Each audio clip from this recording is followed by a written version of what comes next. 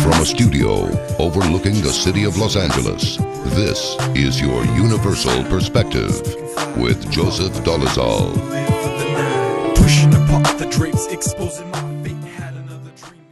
You know, this fellow Sutherland, who is affiliated with Goldman Sachs, has been calling for at least 3 years the abandonment of national sovereignty and open borders and just all this immigration and so forth. And I don't think their plan has been thought through unless they intend to overwhelm the citizenry with massive force. You're right. About a little while ago, I found out something. It was kind of affair in Czech Republic when somebody take down the Czech flag from the castle, which is like somebody gonna put the U.S. flag from the Capitol Hill and put it just red underwear over there. So I did. Yeah, that's in Czech. But when I did a little bit research, I found interesting things, which is new laws, which they are probably not new. It is from 2009 to 2008, when they basically equal the law of Czech Republic to international organization. And you know what it is. It is like all the color revolutions which was done in middle in Europe and in Poland, in Czech Republic, and so on. So they got why I telling you that, because they got everything in plan and it is set up in legal system already. Oh boy, how is that possible? How can they incorporate it into the legal system so soon? What happened when they entered the European Union, I mean Czech Republic, I don't know what happened, because I am here for 30 years, so, and hardly going back to Czech Republic to find out, and if I do, I really never try to research, even when I am a lawyer, originally from Czech Republic, not here, but I studied Charles University in Prague, so that's how I came over that, and I find out everything is set it up. They can do nothing. Well, put it that way, if the people do something, they can do it, but that must be like let's say 40% of the people if they go against that. But otherwise, everything else is basically legally set up for one world government, for new world order down there. Oh yeah. Period. Yes, they've been working on that for a long time, ever since, well, Albert Pike started it, I suppose, back in the 1700s. And then, of course, remember the unpleasantness of the 1940s. That was their clarion call, the New World Order. Kneel before the New World Order. Yeah, you're right, exactly. I believe that was from, because my son especially studied Albert Pike. That was the letter from 1871, I believe, which he write to another guy from Italy, Giuseppe. I don't know exactly what was his name right now, but everything is like prediction in this letter. You know, even what happening now. You know, it must be as is widely rumored, that it is just a few families and their banking connections, and they are banking families, and all of this is about one thing. It's about money. It's always been about money and the control that comes with it. And the thing that's disturbing to me is how many people in this country are completely oblivious to this. You're right. But when I listen to your programs, you also stated that basically nobody know how it is possible. I mean, they got money, they printed the money, so why they want even more money? I believe it is not only about the money. What do you think? You know, that's very interesting. I've asked this question a couple of times, which is that if they can print all the money that they want, why do they even need to tax the people? Exactly. They just can print as much as they want. So Yeah. that must be an element of control also, because there's no reason to take 30 or almost 40% of what's left over after expenses and all your legal deductions. There's no reason to take that money. It could be reinfused into the system. It could stimulate the economy, but instead they take it from the people. And it's my understanding, no one has ever showed me the law that says you must do this. This is the law. No one has ever been able to show me that. Yeah, I know. It is kind of. You see, I when I listened to your program, I believe that was number 268 with Mr. Patch. Yeah. Is his name. He got interesting theory about the CERN and how that works. So why I mention it, because this is not only normal matter when they want to drive and own the world. It is kind of looks to me like behind everything is something spiritual which drive that, you know. And his explanation in this your program, I kind of like it because that makes sense, you know, what he said. Well, you know, you are such a dignified gentleman. Right now I'm recriminating myself for getting a little rough with it sometimes, but sometimes people say, oh, well, take the high road and don't call names and don't accuse. It's like, I do that sometimes because apparently no one else will. But that's the beauty of our program. Our listeners and viewers support the program. And therefore it is, for example, there's a program on in the, I don't watch very much network TV, but I like James Spader, the actor. Mm-hmm. And he's a little bit of a bobblehead. He moves his head a lot when he talks. But he's got a show called The Blacklist, and it's about the cabal, the big global cabal, the shadow government. The government, I mean, yeah. That's what the last few episodes have been about. And I was watching a commercial that came up, and it was for Campbell's Soup. The good people. Yeah. And I was appalled when I saw this little boy sitting between two grown men, and one of the men leans over to him with a spoonful of soup to feed him and says, "Luke, I am your father." You're like Darth Vader. Mm-hmm. And then the other one says, "No, Luke, I am your father." And I thought, am I watching a gay couple, both of which are men, feeding the child? Oh, I'm sure this child will have absolutely no issues whatsoever when he grows up going, say, wait a minute, where's mom? And this is the, you know, when I was a child, Campbell Soup sponsored many, many programs, and they purported themselves to be a wholesome company, and they provided sponsorship to many mainstream programs that really had whether it was Paladin, the gunfighter, there was always a moral to the story. There was always a moral aspect of doing right or wrong. He did not shoot someone on every episode. In fact, many times, there were no firearms involved at all. But now, see, if that company was a sponsor for our program, after the story that I did today, which was a little bit more intense, shall we say, than how I related it to you, well, they just say, we're just going to pull our sponsorship and forget you because you said something we don't like. That's why we don't have sponsors.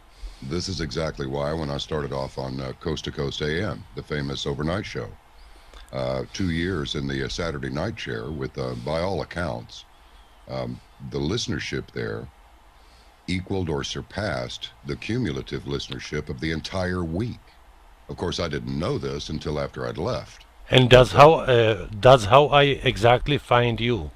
You know, when I listen to Coast and I hear you, and I said, how come they let him even in? Because you was only one who tell basically true.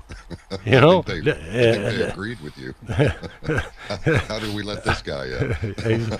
Exactly, that's what happened. You know, and but another side, I think it is much better because you can do anything you like to do now. Yes, and met so many good people like yourself through the Oh, program. thank you.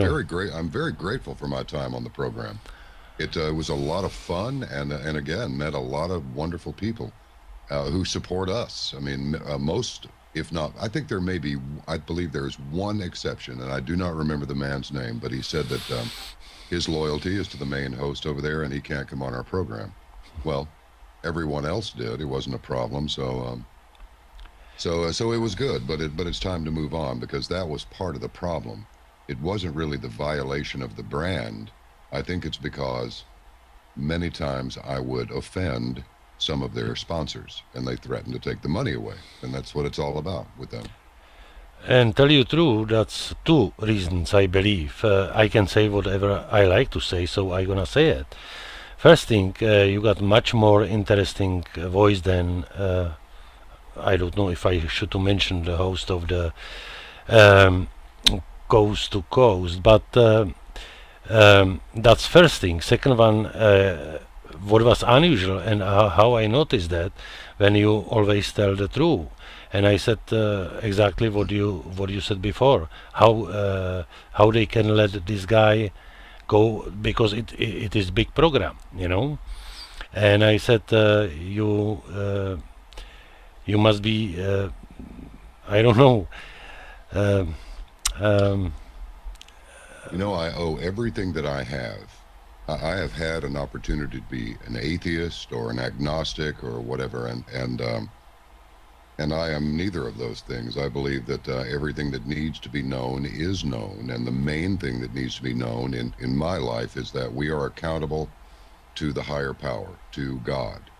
And I'm sure it would have thrilled them when I was asked by the executive producer, what is your spiritual what is your spiritual inclination? I told her. I'm sure that I would have been I don't know, I get the feeling that I would have been much more warmly welcomed if I had said, oh, you know, I despise Christians and I'm a complete atheist and I don't like Jewish people either. I think religion is an abomination and I don't want any of it. I feel pretty sure that that they would have been like, oh, well, you're just the guy we're looking for. But as it stands, I can't say that, because I don't believe that at all. And I also believe that we're not put down here on this earth to just do whatever we want. I believe that we owe. I don't believe that anything is owed to us, but I believe that everything is owed that we can give to our Creator. And the only thing that we can give our Creator is love and respect and credit for having created this universe and ourselves. Now, some people fancy themselves intellectuals and think, oh, it's all about Charles Darwin and we evolved from apes. Okay, yeah, well, maybe, I don't know. I doubt it, but maybe. And then others say, no, we were put here by the Anunnaki who came from outer space, the Pleiadians or whatever. But my question is the simplest of questions when I say, well, all right, that's fine, but who created them? And then the conversation just stops. And I'm like, did you really not think it through, but this far? I mean, really, I can vapor lock you by simply vapor lock. That's a Texas expression, Joseph. That's when you get you have a fuel line contamination. There's air in the lines, and your car just stops and it won't start. You're going to be vapor locked on one question, which is, okay, who created the Anunnaki? Oh, they just look at me like, well, you're not supposed to ask that question because I don't know. It's like, well, that's the answer to all of this. You don't know. So why don't you just go with the evidence rather than becoming a zealot for something that you don't know and cannot prove in any way? You can't prove aliens, but you can prove that you are here. Sure, we see pictures of them, and there have been many encounters that have been documented and so forth, but as far as proof, there is no proof. The only proof is that we are here in this realm. Exactly. And myself, even when I was young, they said, you know, we are in this galaxy, and behind this galaxy is something, and other galaxies, and who knows what is behind that, and that. Nobody really know. So that's just something when nobody can really prove, how you said, before. What I like to ask you, if I can, a few questions, which is current, in current political world. What do you think about the Russia now in Syria? When they enter the Syria, about the Putin, basically make fun from Obama by that, and I like it, but what do you, I taking that from my point of view, even when I live over here 30 years, I was not 30 years before living in Czech Republic, and I am Slavic. That's mean my kind of feelings go towards Slavic people. That's mean the Russians too. And when I see what United States done and what is doing now and what Putin does, so I got feeling when he is right, and he go in the right directions. What is your feeling about that?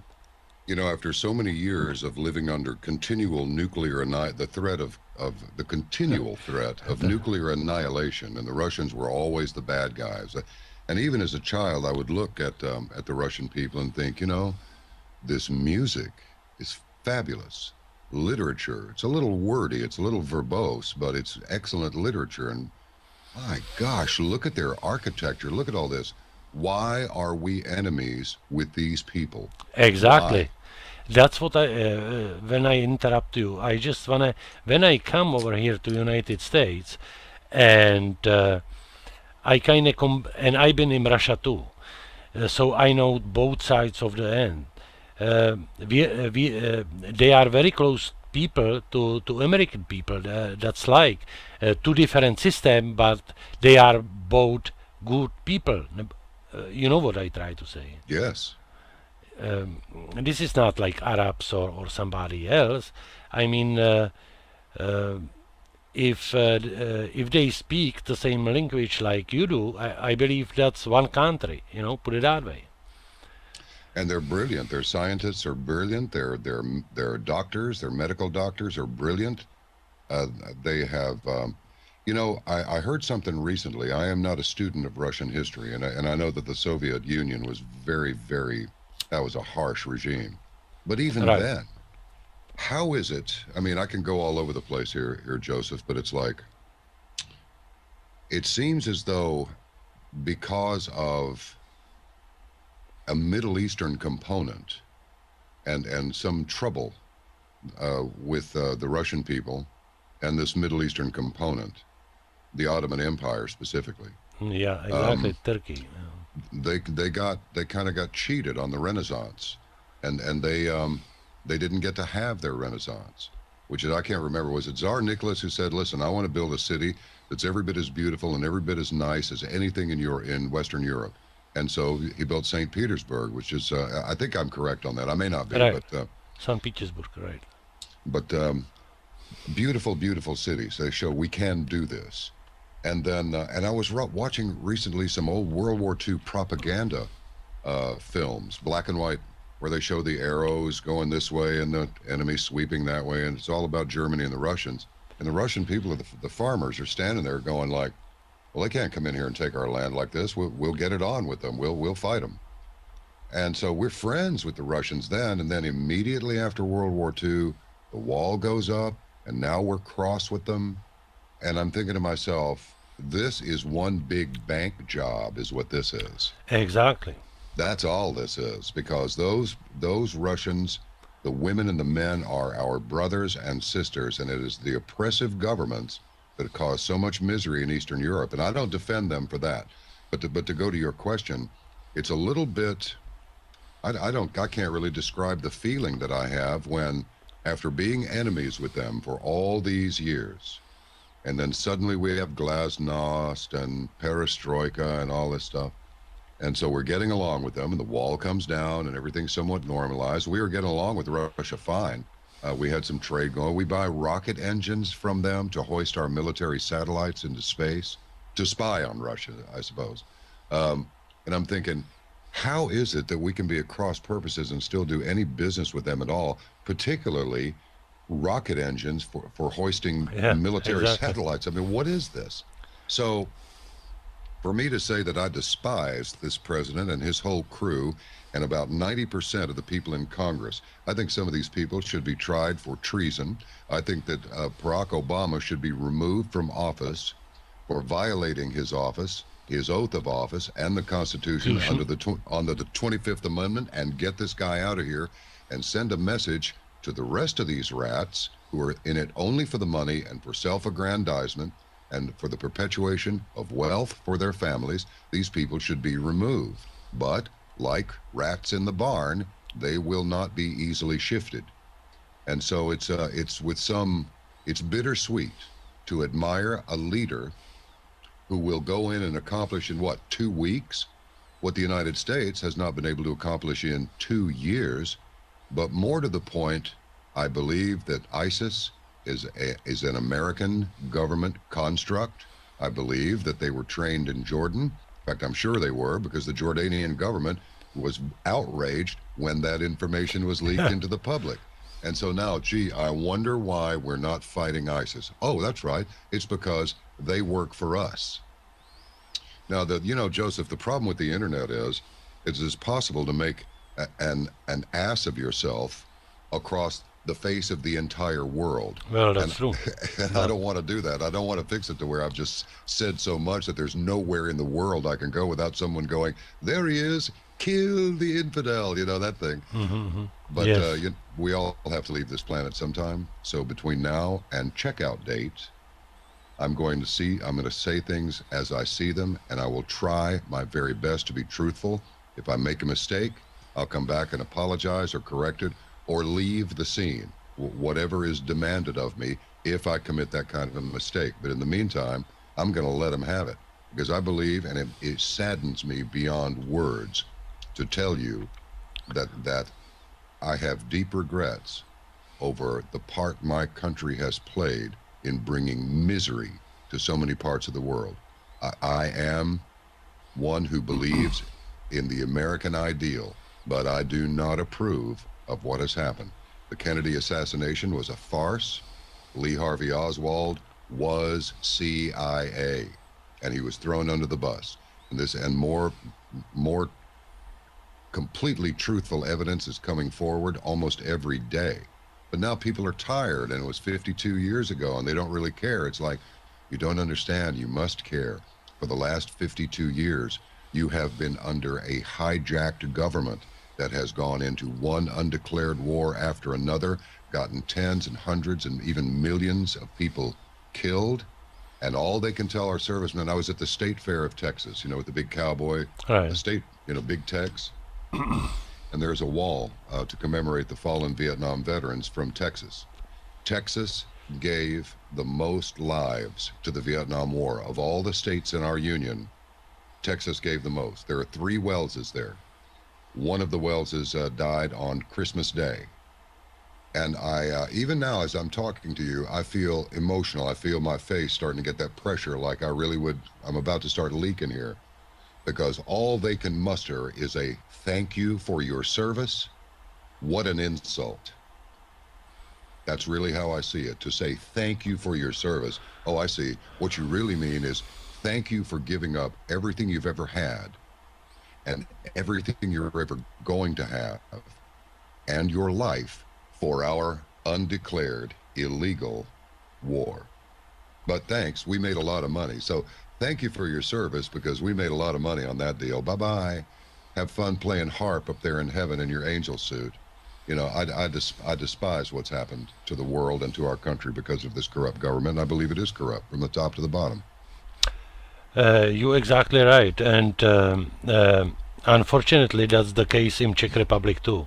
Except the president, Miloš Zeman, which I like, he was visit basically Russia, and they badmouthed him a lot, but the parliament and everything else is strictly in the hands of European Union, and they are paid by them.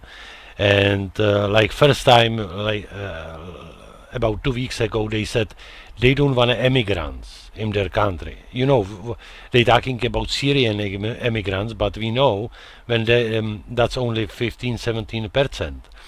The rest is nobody know from where, of course, from Iraq, Afghanistan, and so on. But that's total end of the Europe. What happening now? I really don't know what I should to think about that, because I know what to think about that, because it is a plan. When we mention it, Albert Pike, that's a plan a few hundred years ago. But who drive it? Who give the orders? You know, Germans, who are the people of Germany, Jawohl, and so on. They open their borders and everything else to immigrants, and thousands, hundreds of thousands immigrants. Doesn't make any sense. No, you know? It doesn't. That's end of the economy, political system, and culture as well. So, and that's what happened now in Czech Republic. First they said no, we don't wanna, and they call, I believe his name is Sobotka, Prime Minister Sobotka. They call him to Brussels or Germany, I don't know where now, and he come back and he agree when we gonna take, I mean Czech Republic gonna take immigrants. That's just first stage, of course. So the cards they are, and I saying I don't know if you think to who gonna basically have for who it is good to let immigrants go to Europe. Do you understand who for who it is who can have why they do it? I think what is happening here, when I looked at the stock markets today, I saw that Asia is okay, mostly in the green, but I saw that Europe was all in the red. And I believe if I mean I'm just giving an analysis based on fluid information, but it appears to me that what is happening is that the European Union is not going to work, and they know this. They know so that, yeah. Someone, I believe what this the sole purpose of this is to, because the United States has 18 trillion declared dollars in debt, and because our Federal Reserve Central Bank has refused to raise interest rates because it would be disastrous if they did, I believe that what's going on here is that Europe's economy is going to be destroyed to offset the American economy being destroyed. Then there will be money to be made by reinvesting in Europe's economy. Simultaneously, we flood Europe with immigrants, right? Drive down everything, drive down the buying power of the money, drive down eliminate the social mores that have held Europe in good stead for a long time. I mean, I understand why people can pull away from a church, because many people have abused the privileges that went along with being high-ranking members of various churches. We know that. But just because a church is corrupt doesn't mean that God is corrupt. So I think this is all about destabilizing Europe, propping up the U.S. economy, and then simultaneously you flood the United States with immigrants. And when you tighten the leash on them, they will react the same way in the United States as they react in the Middle East, with violence and with irrationality. This will enable this government to impose its martial law and begin seizing bank accounts, precious metals, and property, which the government will then own, and that will also go to offset this huge debt. That's the way capitalism works, and capitalism is good up to a point, but everyone should remember that in a capitalist system, you can only expand your market but so far. At some point, you're going to inflate this balloon until you have to do one of two things. You either have to print more money because there are more participants, which will cause inflation, or you let some air out of the balloon by bankruptcies and taking some players out of the system and receiverships and so forth, and shrink it back down and then inflate it again. But this new crew has decided that they can continually inflate their balloon because of the greed factor, and more than greed, avarice, which, as we both know, is the willingness to take advantage of people to enrich yourself. Greed is simply the desire to accumulate things. Avarice, that's a much more serious vice. And so I believe that's what's going on here. We've just decided to make the whole world one market. But by employing the capitalist system, we have to let some air out of the balloon, so they're letting the air out of Europe right now. That's maybe true. That's maybe true. Everything looks that way. Well, you see, basically World War III started a while ago, and even when it is not play in United States or in Russia, it is in Middle East. So just as stated in Scripture. Exactly. And that's what is interesting. When we mention that spiritual around, what do you think about the current Pope? You know, the Francesco. Yeah. You mean Jorge Francis? Yeah. Jesuit. Yeah.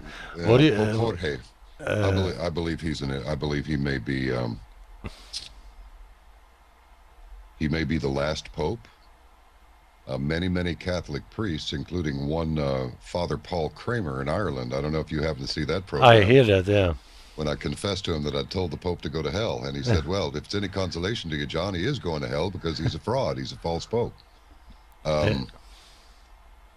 This fellow named Leo Zagami, I don't know much about him. I know he puts out some pretty radical articles, but he claims that Pope Francis will step down next year. Now, I don't know where he's getting his information, but he's supposed to be a Vatican insider. Pope Benedict, I understand, cannot leave the Vatican.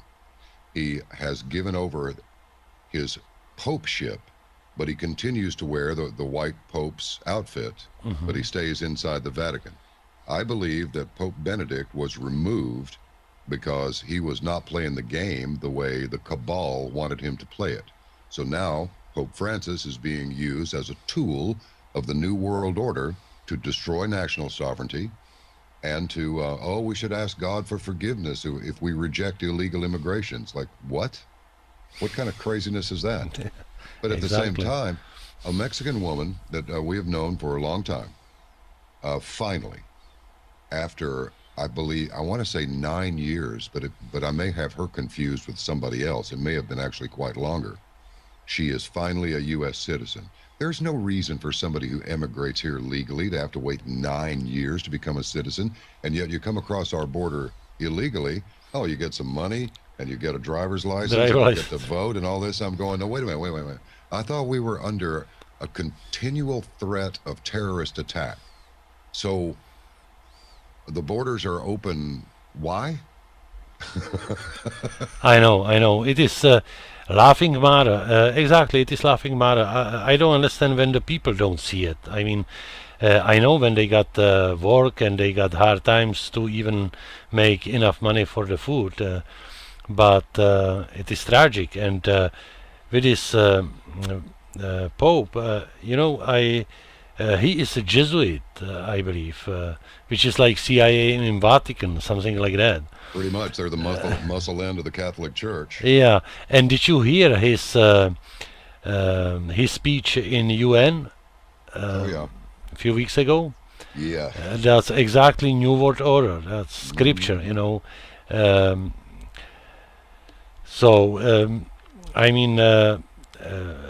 I got kind of feeling till now when we are under dark forces, which is winning. They are winning, looks to me.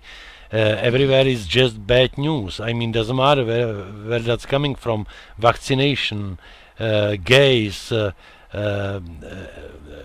doesn't matter what it is, or just bad news.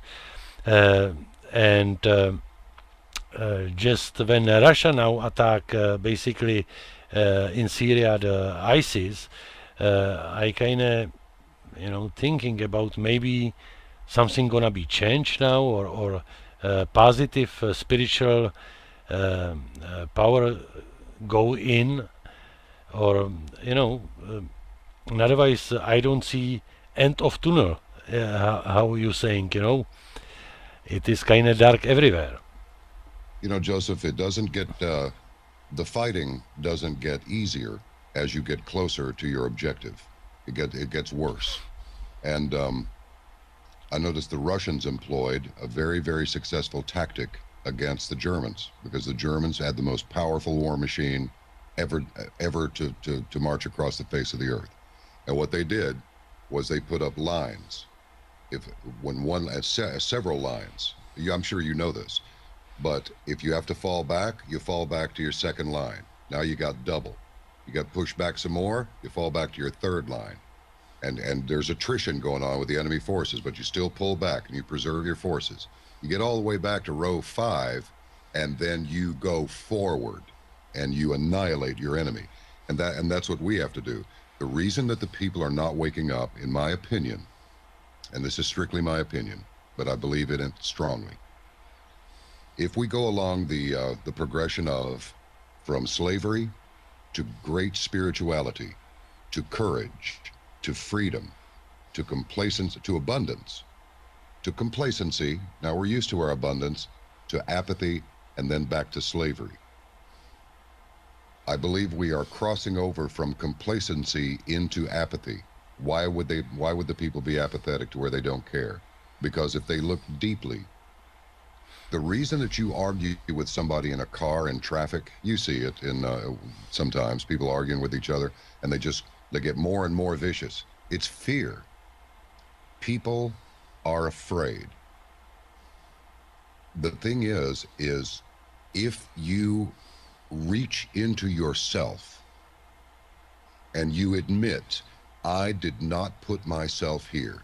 This body does not belong to me. None of this stuff, this lighter, this tobacco, this Caravan to Midnight coffee mug, none of this is my stuff. This is all products from the earth, which is also not mine. And so if you say, Creator, you gave me this life. I cannot see you, and yet I see you everywhere. I look in the mirror and I see myself. I see other people. I see the animals, the flowers, the strawberries, all these extras. Not everybody looking exactly the same. Not everybody eating the same thing. Not everybody with the same color hair, same color eye. All these extras that we've been given. Oh, but the geniuses, the so-called intelligentsia will say, oh, there's no intelligent design. There is intelligent design everywhere you look. Exactly. There are no two snowflakes alike. There are no two fingerprints alike. No two irises alike. No two walks alike. Now the NSA has developed an algorithm where they can identify a person from the way they walk.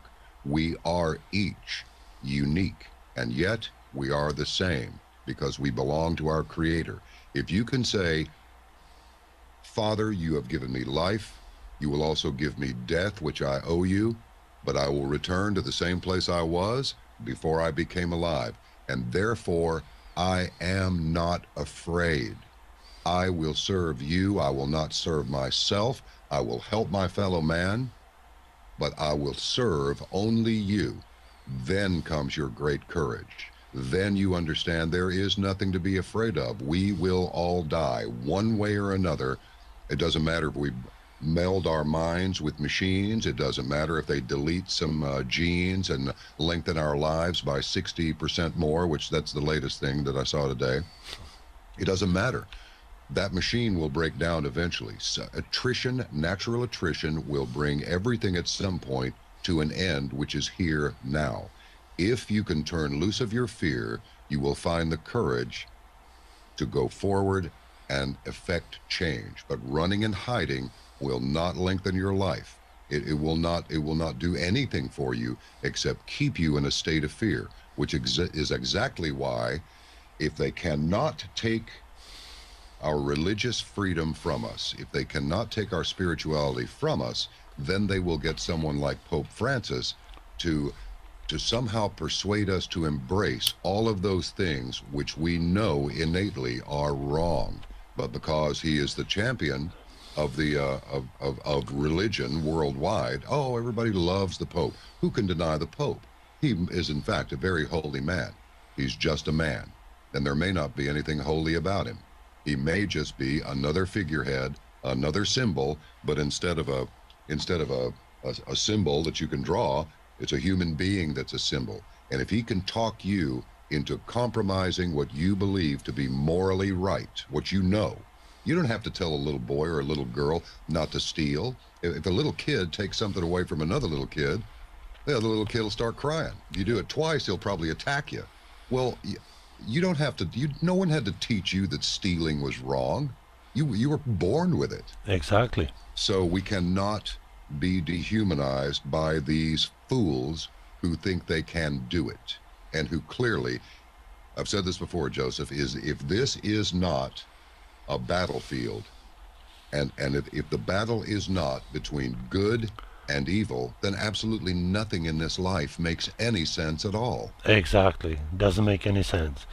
And you said it right. That's I like that when you said that the children, they are born and they know what is right and what is not. So everybody got that in themselves. They should to know what is wrong and what is right. And basically just society, by the psychology, by the magic, let's say, because it is black magic, they try to overpower will of the people, you know. That's what I think is right to say.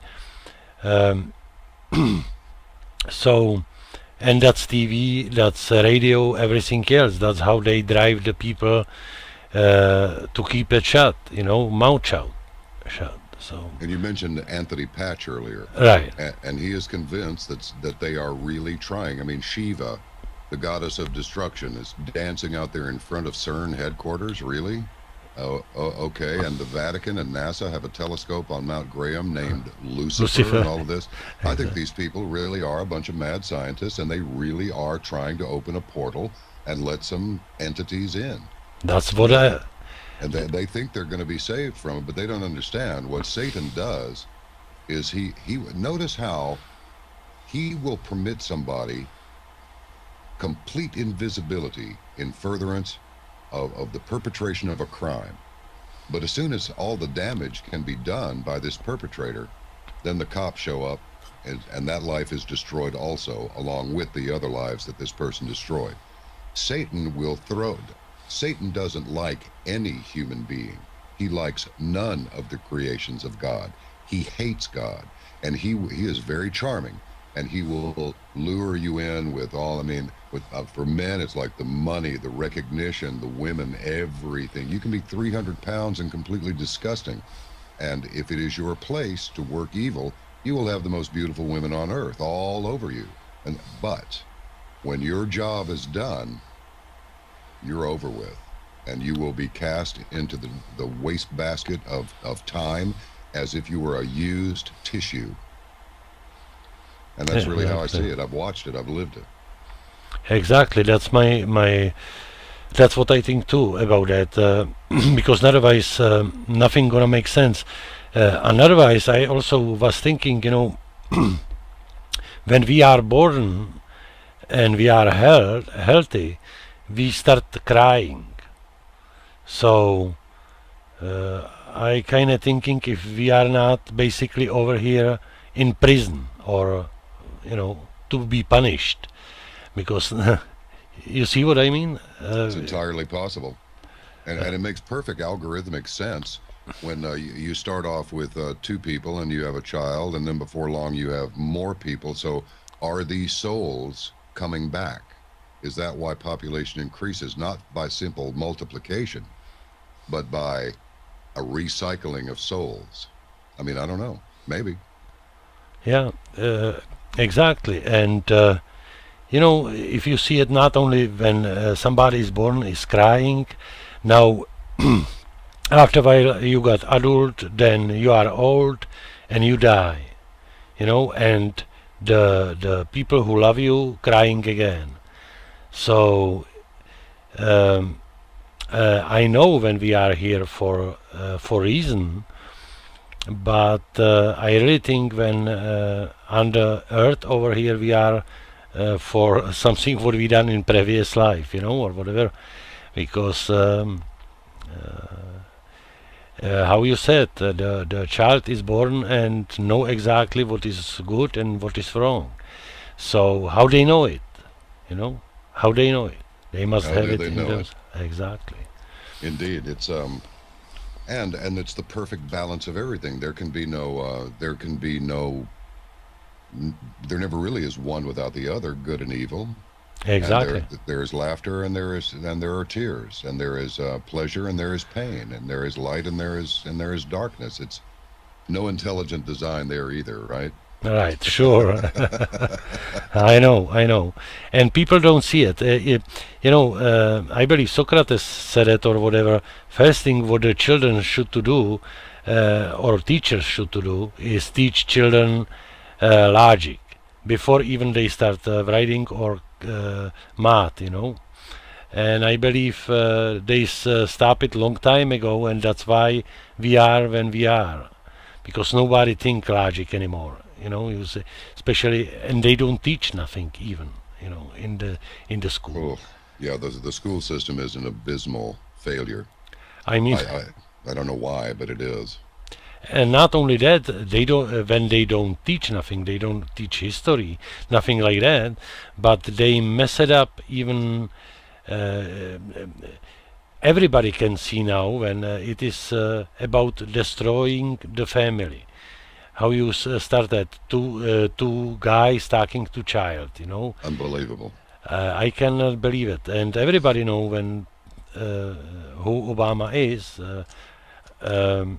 and in Czech Republic, basically, when I see it, everywhere they're pushing the gay rainbow movement. They call it rainbow movement. Even U.S. ambassador. In Prague, he is head of Rainbow Revolution and Color in Czech Republic. So I mean, it is everywhere. They pushing from all the sides. And you would think that half the world had turned gay or was gay, and that's simply not the case. Exactly. But it's also written in Scripture. You know the part where it effectively. I mean, I'm paraphrasing, but it's like, drink, want more drink. Drug, want more drug. Women are not enough. Sleep with men too. That's written in the Bible. Everything that we are experiencing right now, everything that human beings have ever experienced, is all written in the Bible. And I understand that people, folks, let me just say this. Church is not necessarily spirituality. Church is not necessarily God or the house of God. Church is a building where you go to worship, but it in itself is not a holy thing. It is the purpose to which this building is put, and the purpose to which this congregation is assembled, this congregation of people. It's the purpose to which they are to apply themselves. That is the essence of religion. Religion in itself, you can say you brush your teeth religiously. That just means you do it all the time. So that's all it means. So exactly. words are important, but for example, let's go back to the immigration deal. They'll say, well, they're undocumented immigrants. Well, that just makes it sound like, oh, they didn't get their official government card. You know, they didn't bother with our bureaucracy. But what it really means is you have no idea who this person is. There is no documentation. There is no birth certificate, no driver's license, no photograph, no iris scan, no fingerprint, nothing. You have no idea who this person is. That's an undocumented immigrant. Okay? But it sounds so much nicer when you say undocumented immigrant than when you say illegal alien. Now, that sounds downright scary. And it's the same thing with church. Go, the church, John Calvin and all those people that made all that misery. Forget those guys. Those are perverters of faith. Those are people who rob you of your faith and your spirituality. That is their purpose, is to do that. Some of them are psychopaths. Exactly. Who wind up in positions of power. Look, you have only to look at your government. Look at what a bunch of freaks they are. We think we're freaky. We're not freaky at all. We are mild-mannered compared to the way that the people in high places of government, control and power comport themselves. They're just plain crazy in some cases. They are, you're right. They basically exchange all the words. Now, black is white is black. They don't say it, somebody lied. They saying he tell untrue. You know, he misrepresented the facts. Exactly.